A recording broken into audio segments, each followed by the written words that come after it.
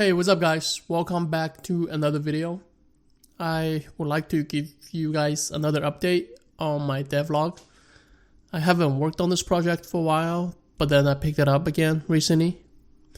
So yeah, here's the demo. As you can see, it's a lot different than my previous video, and the reason is I made some design changes. So the homepage is going to be a list of generated articles that you generate, and it's paginated. And then we have a create button here in the menu, and the create button is going to be a survey format where it would ask a series of questions, and from there it would submit the question and answers to the chatgpt by clicking submit button here, and then the backend is going to communicate to chatgpt and generate a response. Once it gets the response back, this is going to get pushed to the homepage, and at the top of the homepage it's going to be the latest article that you just generated. So for example, if I let's say how to pack a backpack for a multi-day hike, and then if I hit next, any questions that you want the blog to answer: how to choose a backpack and how to make everything fit in a backpack. Any keywords? I'm just gonna say backpacking, hiking, camping. And also, if you want to change your answers, you can hit previous to change your answers. And now I'm gonna leave the words, how many words in this blog, to be blank. So once I hit submit, it's going to be a loading screen, meaning that we send a request to the custom backend, and then the custom backend send the request to ChatGPT API for it to get a response back.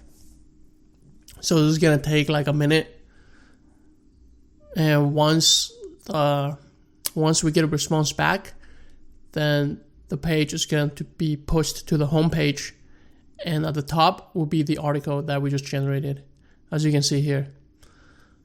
So if we click onto this article, this is going to show you the article, and the thing is, as you can see in the homepage here, the description, they're all in markdown format. So I basically used a JavaScript library called marked to convert markdown into HTML so that it displays nicely when you are actually viewing the post. And here is a delete button where you can basically delete this article.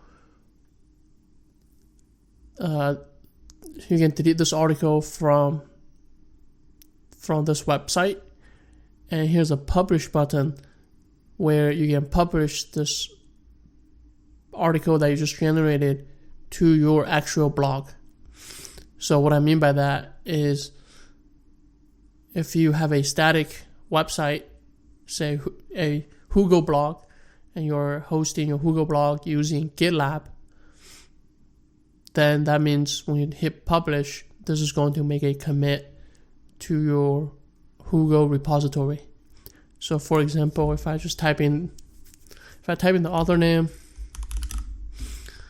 and then if I type in the title,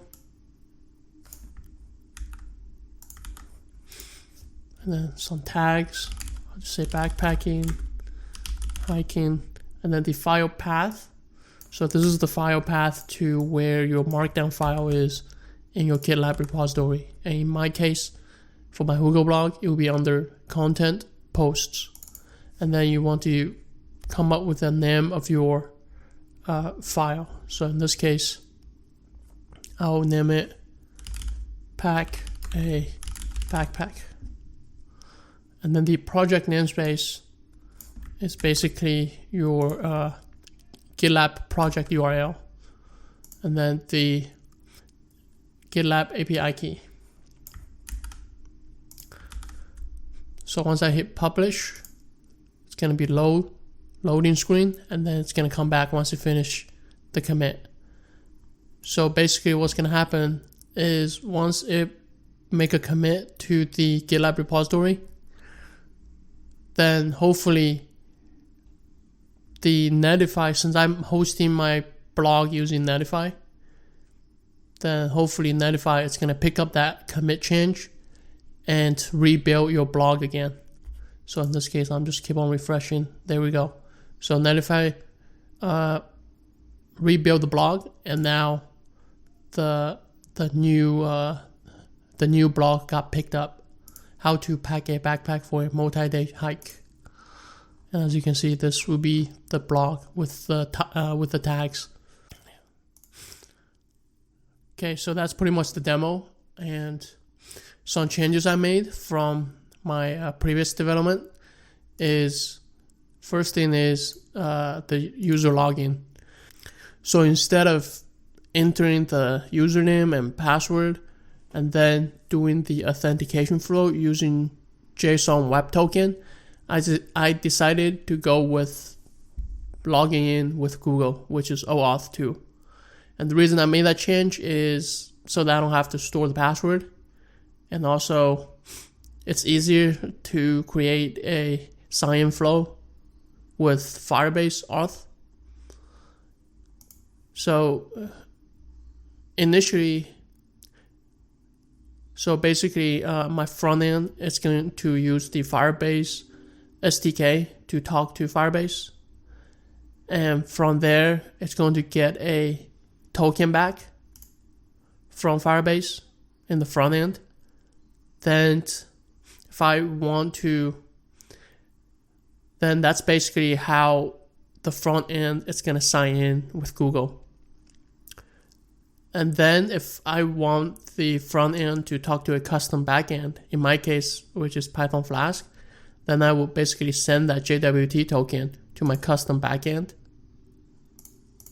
And then from there, the custom backend will send that JWT token to Firebase again using the Firebase admin library, and to verify that the backend actually has permission to access Firebase authentication.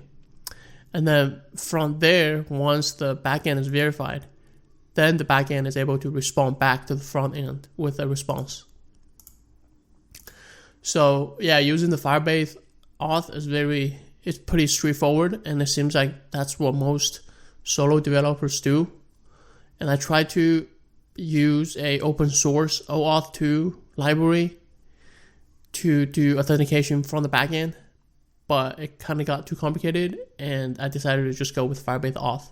Another change is, instead of having the chatgpt chat window for the end user to basically have a conversation with ChatGPT, I decided to basically use a survey format to take in all the questions that the user might have and generate an article that way.